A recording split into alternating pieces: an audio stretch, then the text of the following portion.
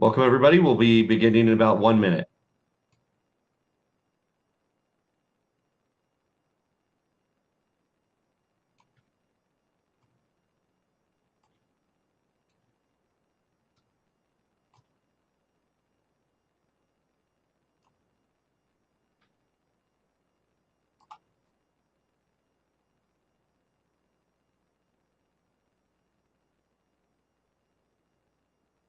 Hello, everybody, and thank you for joining us today. As many of you are aware, yesterday, the Colorado State Lab confirmed the first variant of COVID-19 in the United States right here in Colorado. Now, to be clear, that doesn't mean that Colorado is the first state that has people with the variant. In fact, it's very likely exists in many states, particularly the states that have more interaction with the United Kingdom in the New England and Mid-Atlantic area. But I'm very proud that our state lab was the very first to detect that variant.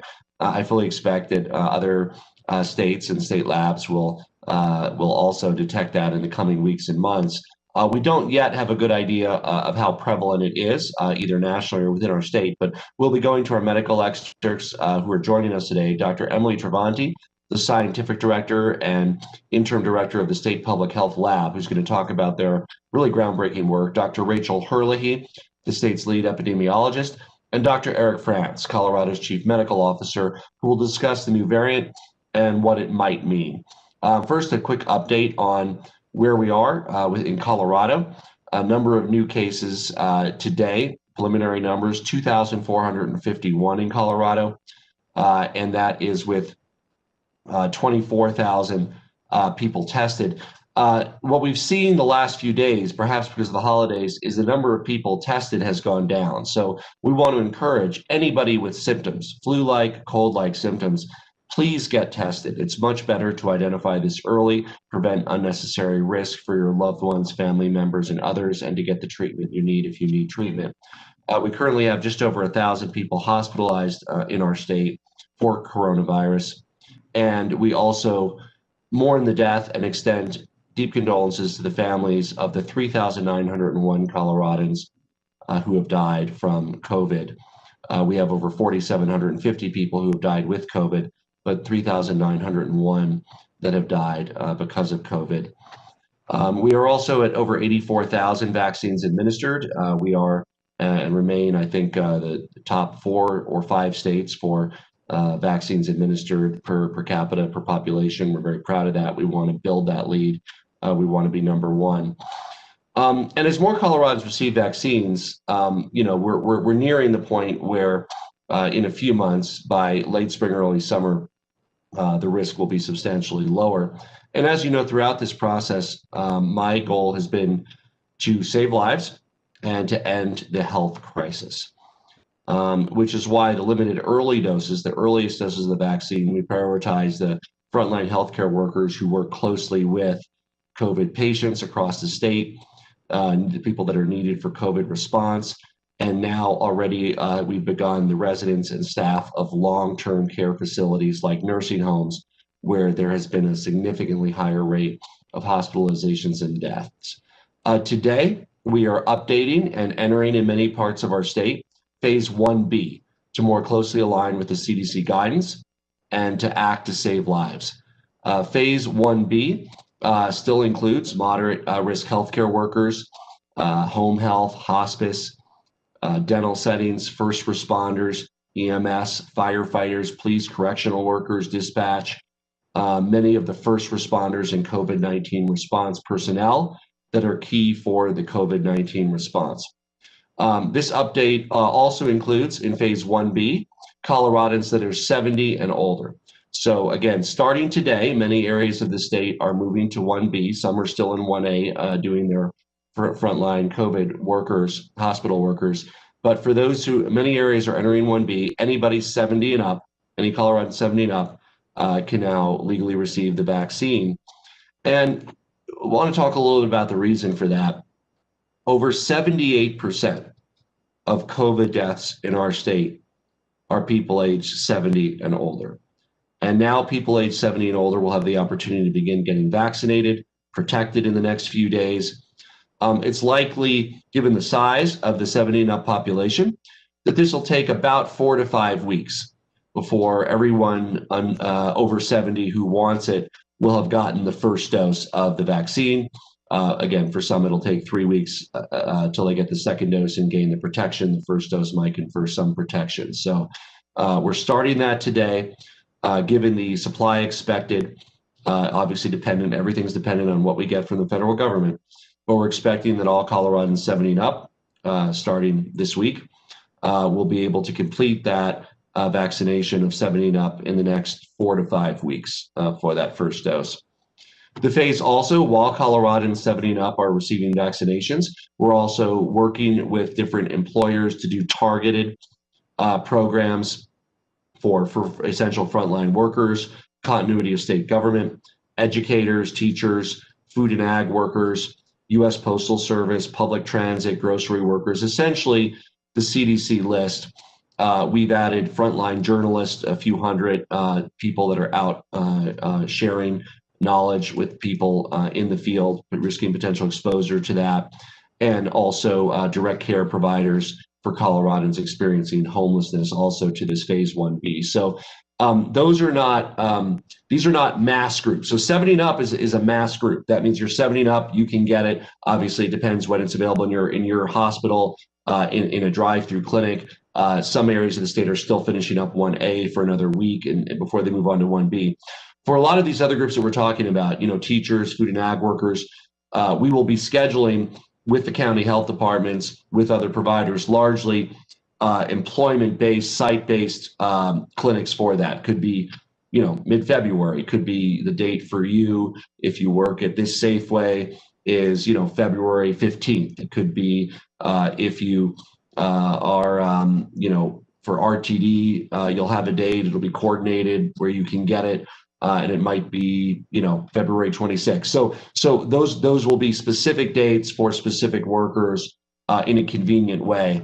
But the sort of large group of the population that is now able to get it in many parts of our state, and then as I said, some are finishing up 1A and going to 1B, is if you're 70 and up, you can legally get it. It depends on supply in your area. We will work to hopefully cover everybody 70 and up who wants it. And let me just add, if you're 70 and up, you really, really, really, really, really should want it. And why we prioritize 70 and up, and I think you've probably seen this anecdotally, but I want you to see the cold hard facts. The likelihood, if you can track the virus of this causing death, is 500 times what it is for somebody in their early 20s. And while we lose people of all ages, 78% of those who we've lost to coronavirus are over age 70. So once we get through this 5-week period, a few more weeks for the second dose for some people that get it towards the tail end, we really have the opportunity to reduce coronavirus deaths by almost 80% in our state, and a similar decline in hospitalizations.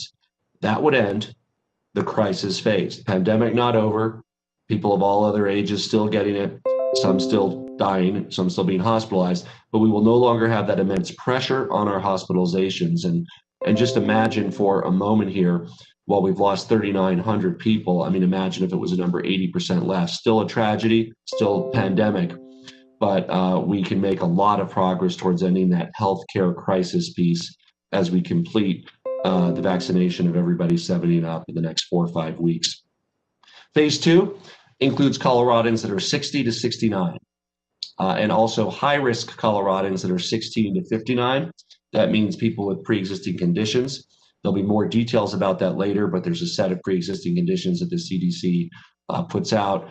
It'll be the equivalent of having, a doctor's note. You have, for instance, diabetes, you're 28, you're at a higher risk. But all Coloradans 60 to 69 for phase 2, and anybody 16 to 59 with pre-existing conditions. Little point on that might be extended to age 12 to 59. There's currently clinical trials for 12 and up. It's not approved for 12 and up yet, but that could happen at some point. Currently, it's age 16 and up. With these updates, all depending on the steady supply of vaccines from the federal government, we're anticipating that we'll get through phase 1 in spring, phase 2 by late spring, early summer, and then the general population in summer. And that's everybody who doesn't fall into one of those categories. It remains critical that any frontline healthcare workers in 1A who have not received the vaccine sign up and get vaccinated. There are some areas of the state where 1A has not yet been completed, is being completed in the next few days. We will continue reviewing any guidance from the CDC, update these phases accordingly. And I'm really looking forward to the day where everyone who wants a vaccine can get it, and we can embrace our loved ones again, celebrate life's special moments with one another, starting with our age 70 and up Coloradans who are at greatest risk of hospitalization and death for this virus. The vaccine is now available legally to everyone age 70 and up in your area. Again, they might still be completing the healthcare workers, and that could take a few more days, but in some areas of the state, that is beginning right away. The second thing to talk about today, and we have our top experts here, and there's a lot of national and international interest in this. Scientists in our state identified the first confirmed case of the COVID-19 variant, the UK variant, in Colorado. The individual is a man in his 20s who is working in Simla, not recently traveled. He's currently recovering in isolation, mild symptoms. Our public health officials are working diligently to identify anyone else who may have been exposed and any other potential cases to test them to see if there's a chain of transmission with regard to the variant. And as I said, this is unlikely to be the first person with the variant here in the United States. There are likely many, particularly in northeastern United States. But I'm proud that we detected it here in Colorado as quickly as we did. It speaks to the incredible work of the exceptional scientists and staff in our state lab, like Dr. Emily Travanti, who's here with us today. I want to thank them for their commitment to helping keep Coloradans safe, to really increase testing capacity, the sophisticated system they put in place. There's a lot we don't know about this variant. And scientists here in Colorado, and of course in the United Kingdom, are studying and monitoring exactly how transmission works with this variant. It's not uncommon for a virus to mutate or change. In fact, COVID-19 has had many, many, many mutations. There has not been suspicions that other mutations have led to differences in transmission rates, but there are many, many transmissions out there. And early evidence seems to show from the United Kingdom that this particular mutation might spread more quickly. But at this time, there's nothing that indicates that this would cause different or more severe symptoms. But if it does transmit more quickly, obviously if more people get it, it means more people hospitalized. The CDC and scientists in England, where this variant is at least first detected, believed to originate, continue to emphasize that it's the very same things that we need to do to slow the spread of the virus. Wearing a mask, staying 6 feet from others, avoiding gatherings with those outside your home, and washing your hands regularly with soap and water. If the data shows a mask is about 50 to 75% effective. As we talk about the vaccine, 95% effective, we have a very easy, simple, low cost, 50 to 75% effective vaccine today. It's called a mask. Wear one. And if in fact this variant turns out to be more transmissible, it doesn't mean masks don't work. It means that masks might be 40% effective instead of 50 to 75. Still, a effective way to reduce the spread of the virus and protect yourselves. Stay at least 6 feet from others. Avoid gatherings outside your home. I'm going to turn it over to Dr. Emily Travanti, the scientific director of the State Public Health Lab, to talk about really the world-class work being done in Colorado State Lab. A lot of focus internationally on us being the first to find this variant, and she's going to talk about how they did it. I want to thank Dr. Travanti and her team for their work to identify the strain first right here in Colorado State Lab. Dr. Travanti. Thank you, Governor. I'm pleased to be here today to fill everyone in on how we found the B117 variant here at the state laboratory. At the state lab, in addition to processing testing, we are constantly studying the virus, keeping apace with scientific discoveries as we continue to learn about this novel virus. We've been tracking the B117 variant of this virus since it was first discovered in the UK earlier this month, around December 20th. We followed as the variant rapidly became the predominant strain circulating in parts of their country. When we say that the variant was detected, we mean that a new version of this virus has been identified. It has a distinct molecular signature or specific sequence in the spike or S gene. The process for discovering the variant started by doing our regular COVID-19 diagnostic test, the PCR test that many Coloradoans get by having a nasal swab sample collected. This routine test looks for the presence of 3 COVID-19 genes in a patient sample. Typically, if we find those genes, we know the patient is COVID-19 positive. A positive result for COVID-19 infection occurs when at least 2 out of 3 of these genes are found in a patient sample. The viral genes used in this test are the N gene, or nucleocapsid, ORF1AB, open reading frame 1AB, and the S, or spike gene. When testing a sample of the B117 variant, only 2 of the 3 genes are found, the N gene and the ORF1AB gene. The presence of these 2 genes in the sample does tell us that the sample is positive for COVID-19. Things get really interesting, though, when we start talking about that 3rd gene, the S gene. The S gene is there in these samples, but it is a mutation. It makes it typically undetectable by the routine PCR assay. We call this the S dropout profile. It is a signature marker of this variant. Upon learning of the novel B117 variant, first detected in the UK, the associated mutation in the S gene, the state laboratory set up a screen to capture samples in which the N gene and the ORF1AB targets were detected, but for which there was no signal for the S gene target. Samples meeting this so-called S dropout profile are red flagged, and we know that this means that we need to do more investigation on these samples because it could possibly be this new variant. To investigate further, we do viral genome sequencing. We look at the entire COVID-19 virus genome using next-generation sequencing technology to create a complete fingerprint of the viral RNA found in the individual patient sample. The state laboratory has a well-established genome sequencing program that uses a number of advanced molecular detection techniques. We combine this lab information with information from our epidemiologists to help determine the origin of outbreaks and inform public health action. In the case of COVID-19, the state lab is using sequence to track the movement of COVID-19 across the state and throughout the pandemic. At the state lab, we are committed to conducting genome sequencing on all samples with the so-called S dropout profile to determine how widespread this variant may be in our state. To date, we've conducted sequencing on 24 of these suspicious samples, and our scientists have found 2 samples that contain mutations in the S gene. Another 12 samples are currently in line for sequencing at the laboratory, and CDPHE continues to look back at older samples as well as all samples moving forward for indicators of these mutations. The B117 variant samples that we were able to confirm with the CDC was from a patient that had a positive result in this initial screen diagnostic PCR test with a strong signal as indicated by low CT or cycle threshold values of 12 to 13 for both the N gene and the ORF1AB gene. Upon genome sequencing, it was found to have 7 key signature mutations associated with the B117 variant first reported in the UK. These mutations include a signature or missing piece in the S dropout profile, as well as 6 changes that impact the structure of the S protein. Additionally, a second sample, which is highly suspicious but has not yet been confirmed, was also positive by diagnostic PCR testing with CT values for the N gene and ORF1A in the low 20s. Initial sequence analysis on this second sample shows most of the same mutations associated with the B117 variant, but we're still working to complete analysis on this sample.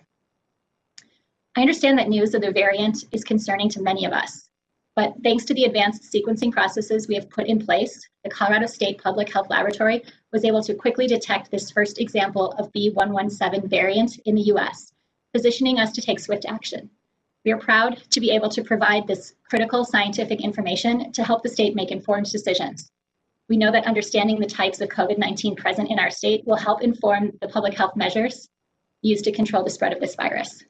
I now pass it back to Governor Polis. Thank you, Dr. Travanti, and I also want to just acknowledge your work at the state lab. Last I checked, you're in the 80 to 90% of tests processed in one day. So congratulations. And even outperforming many of our private contractors as well. We are generally across the state somewhere in the 60 to 70% in one day. The rest take 2 days, and then there's a few contractors in a few parts of the state where it might take as many as 3. But the state lab is leading the pack. So you're over 80% one-day turnaround on testing, and you're one of our biggest processors of testing. So thanks for that work. And somehow, amongst doing all that testing, you also had time to look for new variants. So thank you for that groundbreaking work. I want to turn it over to Dr. Rachel Herlihy, our state's lead epidemiologist, to give us more information on what we know about the variant's presence in Colorado. And an update on the epidemiological response. Dr. Herlihy. Good morning. Thank you, Governor. So our investigation and contact tracing efforts are ongoing, but at this time we are aware of one confirmed and another possible case with the B117 variant of the virus, as described by Dr. Travanti. Both of these cases are Colorado National Guard personnel who were deployed to support staffing at the Good Samaritan Society nursing home in Simla, Colorado. That's in Elbert County. Their deployment at the facility began on December 23rd. The nursing home has an ongoing outbreak of COVID-19. Cases of COVID-19 were first identified in the facility in mid-December, following routine surveillance testing in that facility. As part of their deployment to support facilities like this that are having staffing shortages due to COVID-19 outbreaks, National Guard personnel are routinely tested for COVID-19. These individuals were tested on December 24th, and that testing was performed at the state lab. And that is really how our lab came to acquire these specimens and do this testing that Dr. Taranti described. So right now we are currently investigating two possibilities for how these individuals may have acquired their infections. First, the National Guard personnel could have acquired their infections while working at the Simla facility. We'll talk more about that in just a second. And second, the personnel could have acquired their infection through other work or personal activities prior to arriving at the facility. Neither of these cases has traveled internationally in the weeks prior to their illness. So for that first scenario, we have detailed case investigation and contact tracing activities occurring at the Simla facility. To date, 20 of 34 regular, so non-National Guard staff in that facility, and 26 of 26 residents in the facility have tested positive for COVID-19. 4 deaths have been reported among residents. The testing on these individuals was performed at a different laboratory, so not at our state lab. Therefore, to determine if B117 variant is circulating in the facility beyond these 2 individuals that work for the National Guard, we have deployed a team to the facility that was done yesterday to collect specimens from staff and residents in that facility. Additional testing will be performed today. So specimens were collected and are being tested at the state laboratory. We do have some preliminary results from that testing from specimens that were collected yesterday. And so far, based on the testing that has been performed in that facility, we do not have evidence that the variant virus is circulating in that facility, but testing is ongoing. We have additional individual specimens that will be tested today and additional specimens that will be collected later today from the facility. I think it's also important to note that the National Guard personnel didn't arrive at the facility until December 23rd, and that was really long after most of the cases associated with the outbreak have occurred. Therefore, we're also looking into the second possibility, which is the possibility that exposure happened outside of the Simla facility. We have an extensive investigation underway to identify all contacts the cases may have had in the 2 weeks leading up to their deployment, as well as any other contacts outside of the facility they may have had during their deployment. That investigation is ongoing, and we are exploring all possibilities. To slow the potential spread of this variant, the cases will be ordered to isolate for 10 days from their symptom onset or collection date. Daily isolation monitoring will be conducted by our epidemiologists. The confirmed case is now isolating at home in Arapahoe County, and the other possible case is isolating at a hotel in Lincoln County. In addition, all identified contacts of these potential cases, or this confirmed and possible case, will be ordered to quarantine for 14 days from their last exposure, with testing being performed on days 5, 10, and 14. Daily quarantine monitoring will also be conducted. Now I'll turn it back to Governor Polis. Thank you so much, Dr. Herlihy. Thanks for updating us on the ongoing investigation. As Dr. Herlihy mentioned, it's being thoroughly investigated. We expect there'll be additional information in the next few days. I'm going to now turn it over to our Chief Medical Officer for the state of Colorado to answer questions that a lot of Coloradans have. What does this mean? What do we know about the variant? What don't we know about the variant? What do we need to do to stay healthy and keep those around us who we care about healthy? What does it mean for the vaccine that we're all so eager to get? Thank you for joining us, Dr. France, Chief Medical Officer for the state of Colorado. Thank you, Governor, and good morning. Of course, thanks, Emily and Rachel, for your strong work in identifying. Good morning, everybody. Thank you. I hope you can hear me now, and just thank you all for being here this morning and for Rachel and Emily's hard work to identify and now mitigate the potential spread of a new variant. This variant, as you know, has been found in the United Kingdom. It first appeared in end of September, And it was noted in the southeast part of England that the number of cases was rising quickly in that part of the country. And on further investigation, they found that this new variant seemed to be the dominant form of the COVID virus in that community. From there, they have concluded that this new variant can be transmitted more quickly and more highly. Indeed, estimates of 50 to 70% increased transmission with this new variant. So what does that mean for us? Well, if you get COVID, of course, you can be without symptoms. 40% of people have no symptoms, or you can have symptoms of fever, a cough, and it's the same with this new variant. But it does potentially have the risk of spreading more. So if you're ill, instead of only making 2 or 3 other people sick, you might actually spread it to 4 or 5 people if it's more transmissible.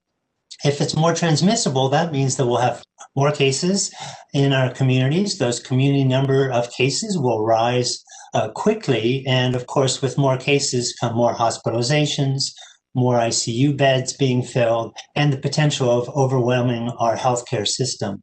Imagine, too, if a more transmissible form of COVID is in a nursing home. That means that it might spread more quickly within that nursing home and cause more people ill before we have a chance to get things under control. And what a tragedy that would be when we're just weeks away from vaccinating people who live in nursing homes. Now, if the other thing we're hearing, of course, is that this variant of COVID doesn't seem to be more deadly. So if you get it, you could be asymptomatic with it. You could have symptoms with it. You might be hospitalized or need specialty care, but at the same rate as the old COVID virus. So it doesn't seem like it's more deadly. The worry, of course, is that if it's spreading faster and more people have it, even with just the regular rates of hospitalizations, this could be overwhelming for our healthcare systems. So I think it would be particularly sad at this time in the pandemic when we're working so hard at getting vaccinations in arms and expanding our end game to see the end of this pandemic, to find ourselves in a place where these cases are rising again. That means all of us, as the governor has said, must do our part. We must wear our masks, stay 6 feet apart, stay within our households, particularly over this New Year season.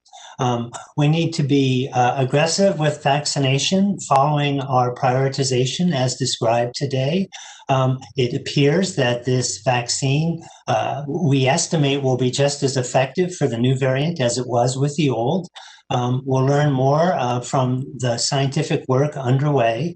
But for now, I think we should continue the hard work of staying safe as part of our preparation of the ending months for this pandemic, doing what we know we need to do to stay safe, and stepping up and being vaccinated. The larger number of people that become vaccinated, the quicker we'll have herd immunity and will control the pandemic. Thank you, Governor. Thank you, Dr. Franz, for sharing how this can impact Coloradans. And because the virus, as we know, can tear through nursing homes and cause immense loss. You know, many nursing homes lost 10, 20% of their residents over a period of weeks. Higher risk of experiencing severe symptoms. We're requesting today, given the detection of the variant in Colorado, that the Centers for Medicare and Medicaid Services, CMS, allow us to temporarily pause visitation for nursing homes for the time being, so that that population can be vaccinated quickly. That's already happening in nursing homes, but then, you know, in a month or two, when that population is immune, they can finally, it's been so hard for people of all ages, right? I mean, the economic pain is felt by young people, but not only is the health risk felt more acutely by older Coloradans, but the social isolation, the difficult emotional, social piece that so many residents of nursing homes have faced. After that vaccination already occurring, immunity a month later, a month or two, finally, you know, going out again, going to malls, all those things, but poker nights, you know, all the social aspects after the vaccination is complete. But for now, we want to vaccinate that population as quickly as possible. Older Coloradans in nursing homes, it's already started. And we're requesting that CMS pause the visitation until we have that immunity very soon, and then a lot more of those social activities that make life worth living. I also want to give a special thank you to Colorado National Guard members. From the beginning of this pandemic, they put themselves in harm's way to serve communities, protect the health and safety of Coloradans. They've helped set up and staff COVID-19 testing centers around the state. They've coordinated mask and gown storage. They're delivering vaccines. They're on the front lines every day.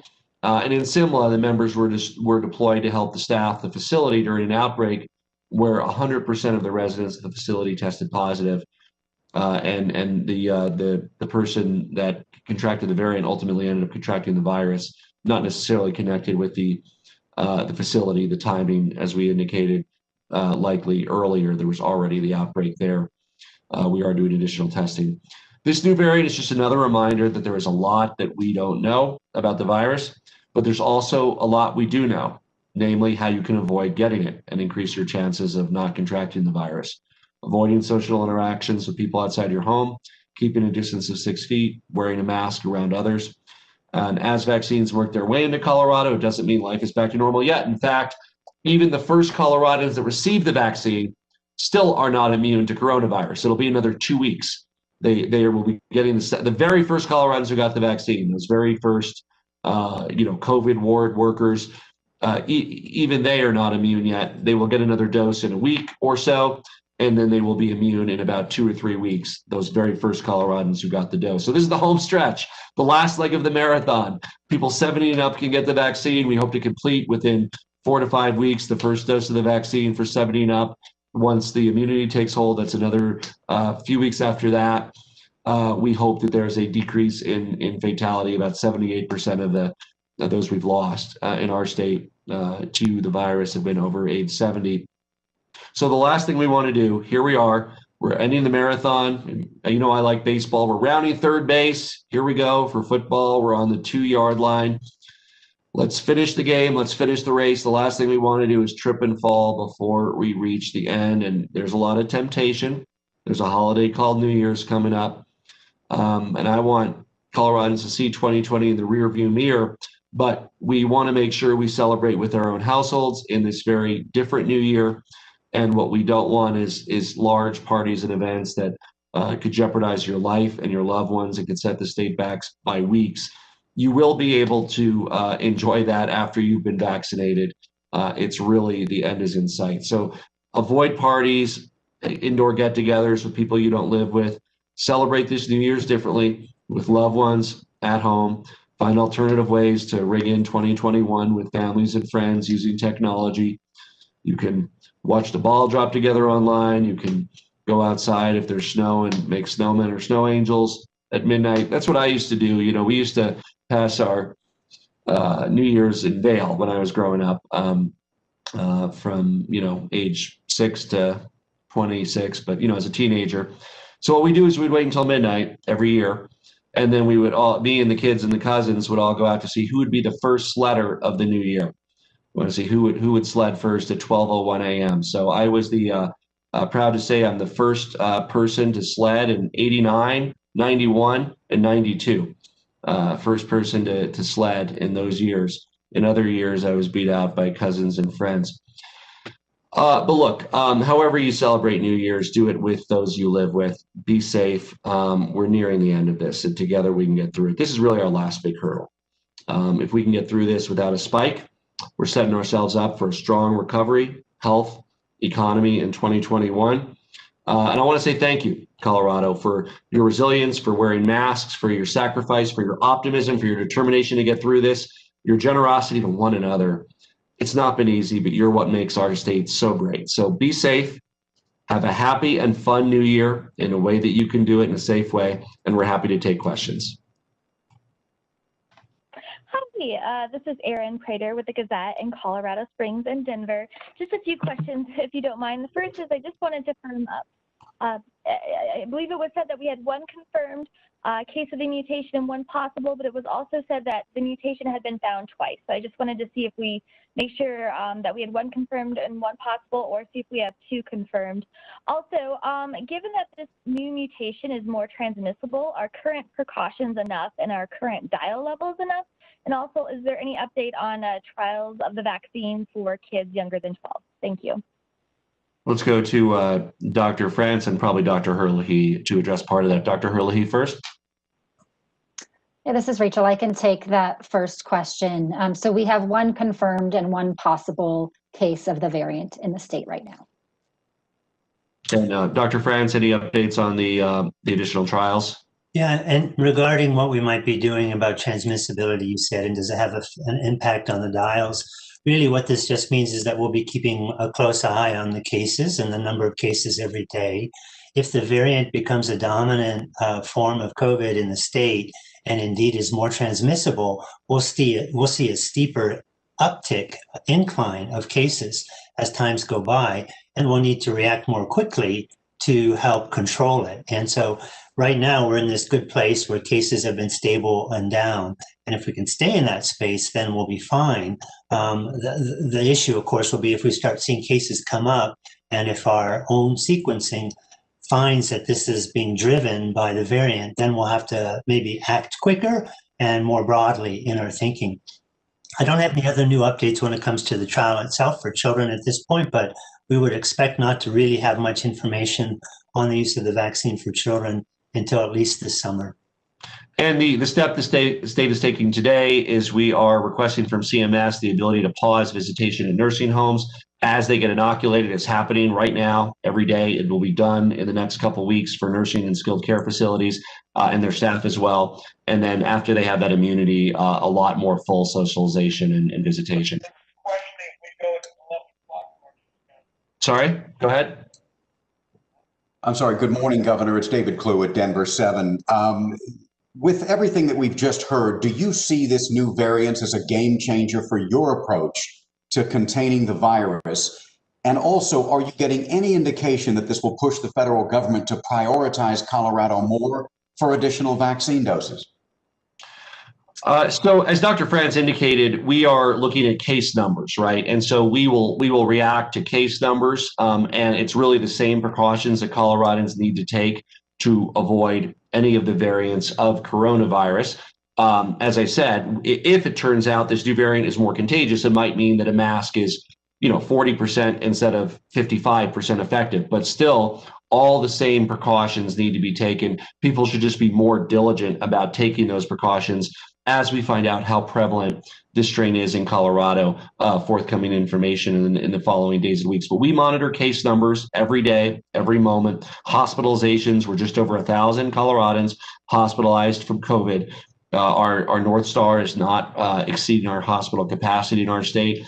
That'll be helped significantly as we inoculate everybody age 70 and up in the next 4 to 5 weeks. Thank you, Governor. Charles Ashby from the Grand Junction Daily Sentinel. A couple of questions. Now, you've greatly expanded the number of people who qualify for a vaccine in 1B. Given what President-elect Joe Biden said yesterday about the number of vaccinations and being doled out to the states, are you confident there's enough or will be enough to cover all those people? And for the scientists, how worried are you about this variant mutating again and becoming a full-blown strain? And what conditions would it take for that to happen? There remains some lack of stability in the federal supply, and certainly some uncertainty there. But from what we know today and what we expect from our federal partners, we believe that it'll take about 4 to 5 weeks for everybody age 70 and up to receive their first dose of the coronavirus vaccine. It's certainly possible supplies could increase or decrease, but from our best projections now, that's the expected timeline. Dr. France?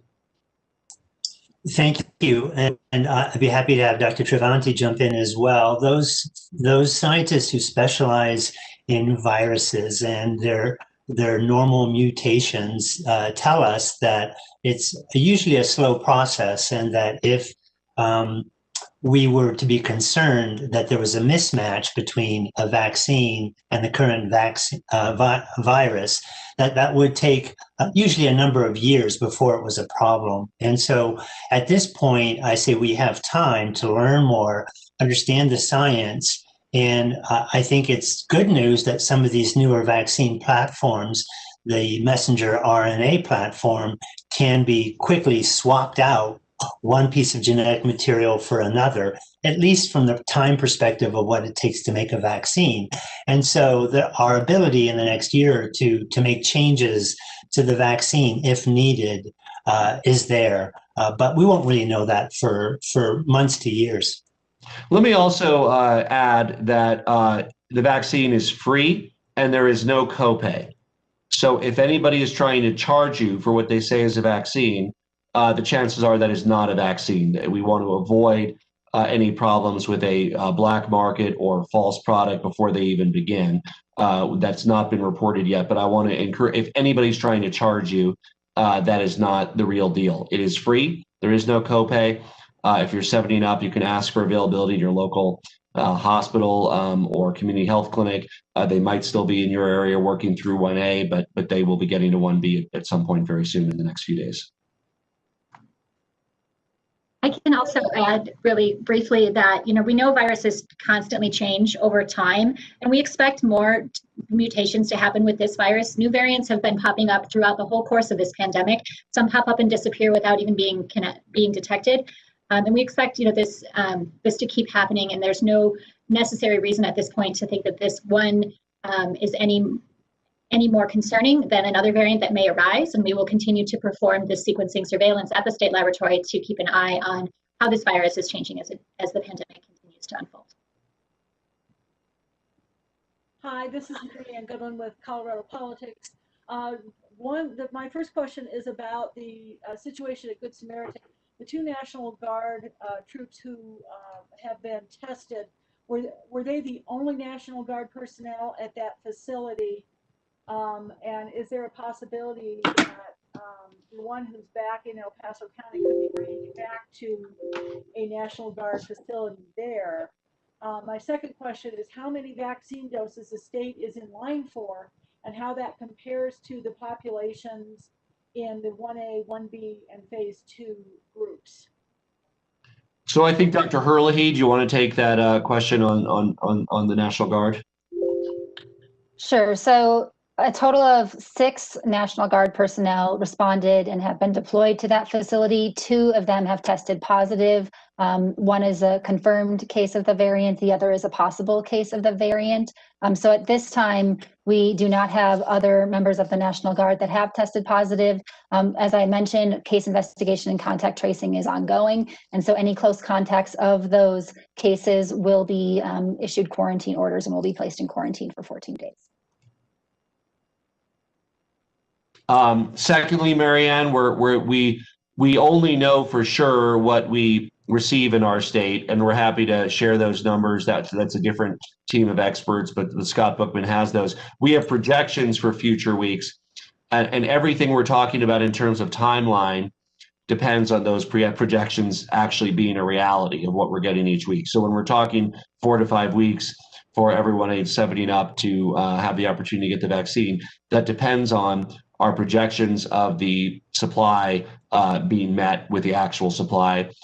We hope that happens, but it's certainly possible there could be logistical breakdowns at the federal level. It's also possible that there could be faster delivery. So there's some unknowns there that are out of our control about when we receive it in our state. But we always report on what we receive in state. We are working on there is a vaccine dashboard. We're working on a new vaccine dashboard with even more information that'll be updated dynamically in real time.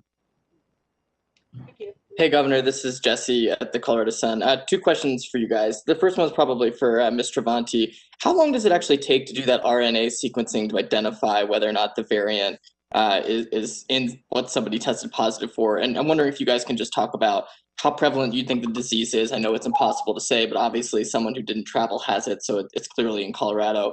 And then the other question is probably for the governor. Some counties are vaccinating people who are 75 and up starting tomorrow, but you're talking about 70 and up. So I'm wondering if you can talk about where that discrepancy is. So I can address the first part of your question. So you were asking about,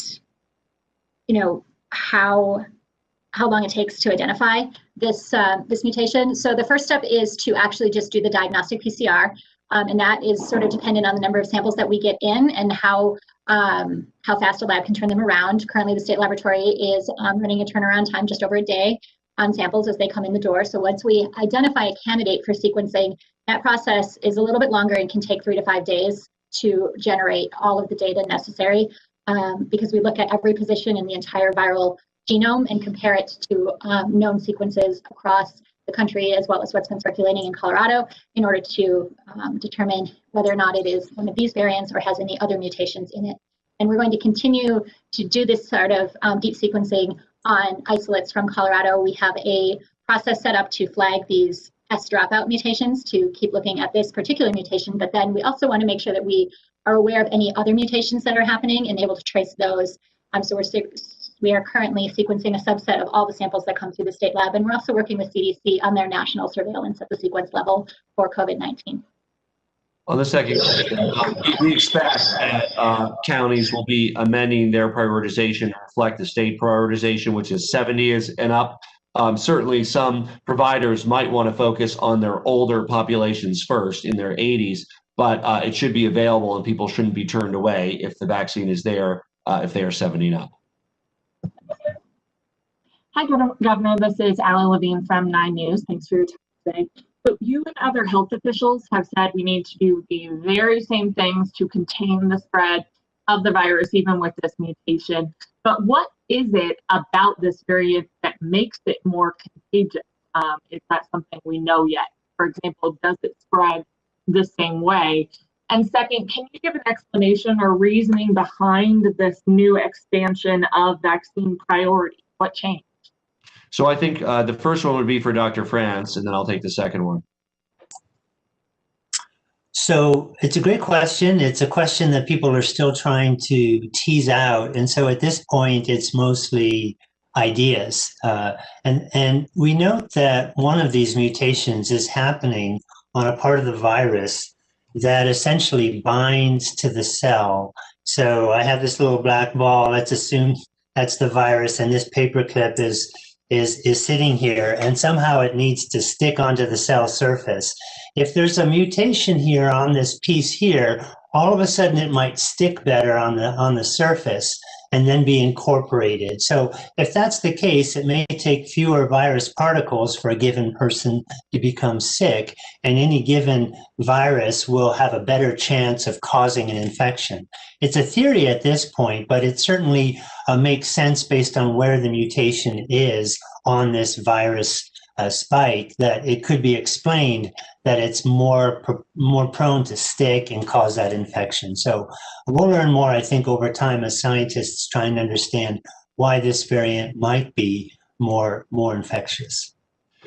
So we are really implementing the CDC guidance here in Colorado. Now, the CDC said 75 and up, but they also provided the discretion for states to dig into their own data. When we really dug down and found that 78% of the fatalities from COVID-19 were 70 and up, we wanted to target that larger group initially to reduce fatalities by 78%. And then we expanded the 65 and up group to 60 to 69 for that second prioritization in phase 2. That represents close to half of the remaining fatalities. So you got the 78%, that leaves 22%. And then when we get to 60 to 69s, that's another 10%. You're still left with, of course, people that can die from coronavirus of all ages. We were reminded of that when a young 41-year-old congressman-elect from Louisiana tragically lost his life and left his wife and kids behind before being able to be sworn in. But certainly we wanted to focus our vaccine on where it could make the biggest difference in saving lives and ending the crisis part of the pandemic, which is around hospital capacity.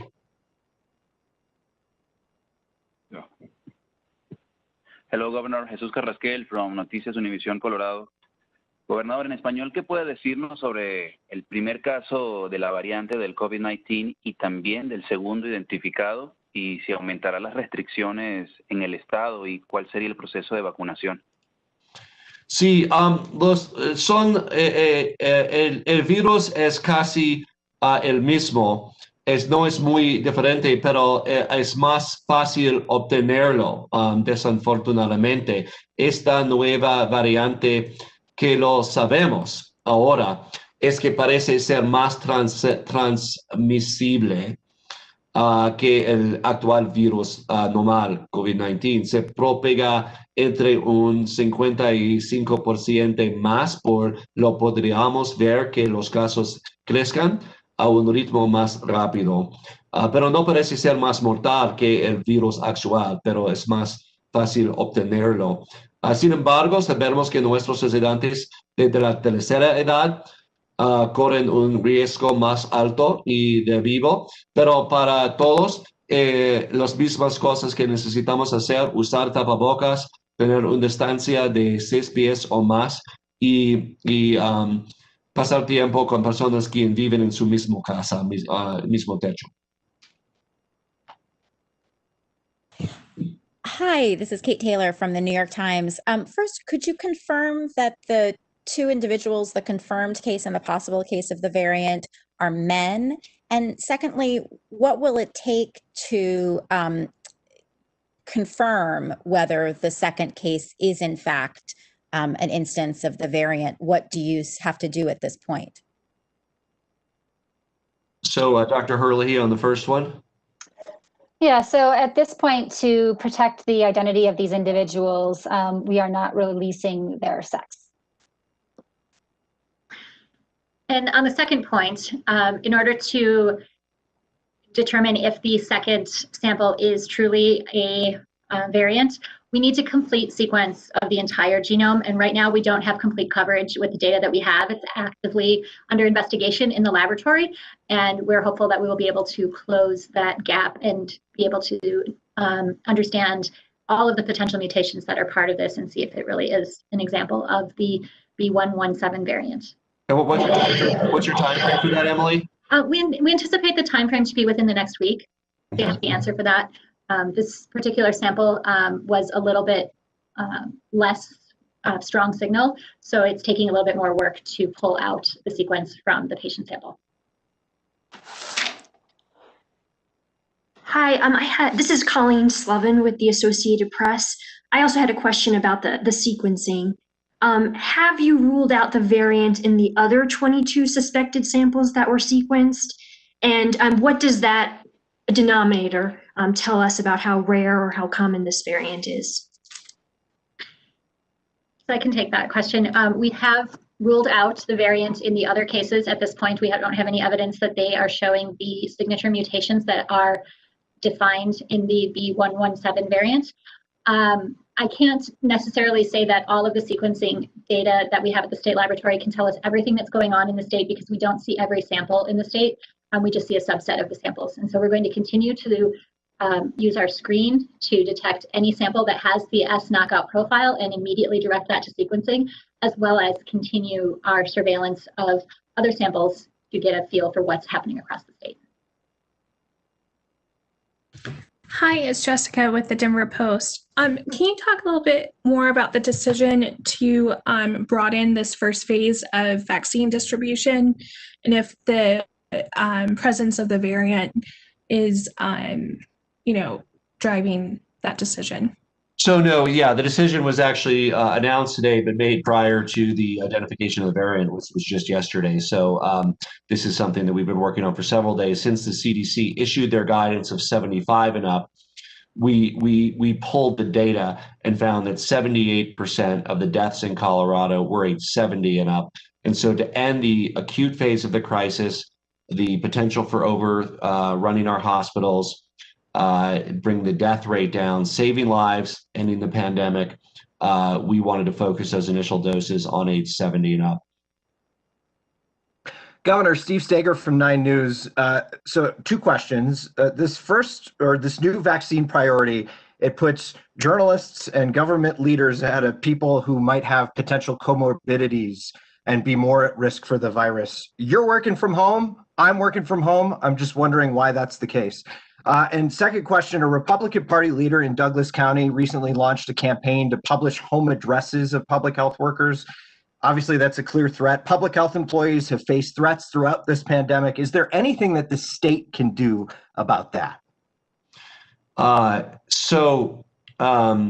Let me do the second one first. Obviously, we want to encourage, I want to, on behalf of the state of Colorado, I want to discourage any form of doxing in people's personal lives or because of political vendettas or for any reason. And we absolutely value the work of our public health officials who have really been working extraordinarily hard during the first pandemic in a century to prevent additional loss of life. In terms of the categorization, so the way that it applies first to journalists is it's to field journalists. So it shouldn't be there'll be discussions with the news organizations, but if you are working from home, you would not be in the priority group. We also know that there are cameramen and field journalists that by nature of what they do, a critical service in a democracy, providing coverage and news and information. They, as part of the critical aspect of a coronavirus response, need to be protected. So it's not everybody that works for a news organization, it's frontline journalists that are in the field. We also value continuity of government. That was identified also by the CDC for the coronavirus response. We need a legislature, we need our officers. This is a critical part of the coronavirus response because it is the funding mechanism for the entire coronavirus response, those that are in positions that are absolutely critical for the response. And so that is also a critical piece of a successful response to the pandemic to end it as soon as possible. Hello, Governor. This is Vinny Del Giudice at Bloomberg News in Denver. 3 questions regarding the federal response. What contact has Colorado had with the CDC since its discovery?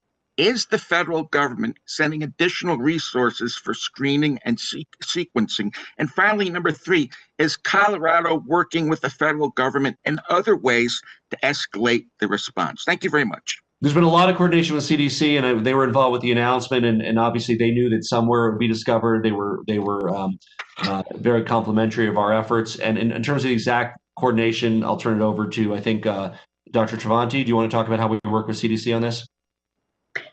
Absolutely. We work very closely with CDC's, all of CDC, and especially their branch of advanced molecular detection in setting up our sequencing protocols we use in the lab, as well as our bioinformatic pipelines, which are the computational computer and algorithms that we use to analyze the data. We shared our data with CDC. They were one of the first contacts that we made, and they all felt that that it looked good, that it looked like it was the variant right from the start. And we continue to work with them closely. We are also increasing our surveillance across the state with CDC sequencing, in addition to the sequencing that we're doing here at the state lab. So thank you all for joining us, Colorado and the world. I want to wish everyone a happy new year. 2021 is going to be a lot better than 2020, but for that to be a reality, we need to make sure that we're responsible over New Year's Eve and New Year, celebrate with the people we live with, or if you have a bubble of folks that have agreed not to associate with others, have fun at home, be safe, go sledding at midnight, whatever you want to do, but we want to avoid large gatherings and socializing. And if we get through this is our final major hurdle towards ending the pandemic, rapidly vaccinating more and more people and getting back to normal for a happy 2021. Thank you.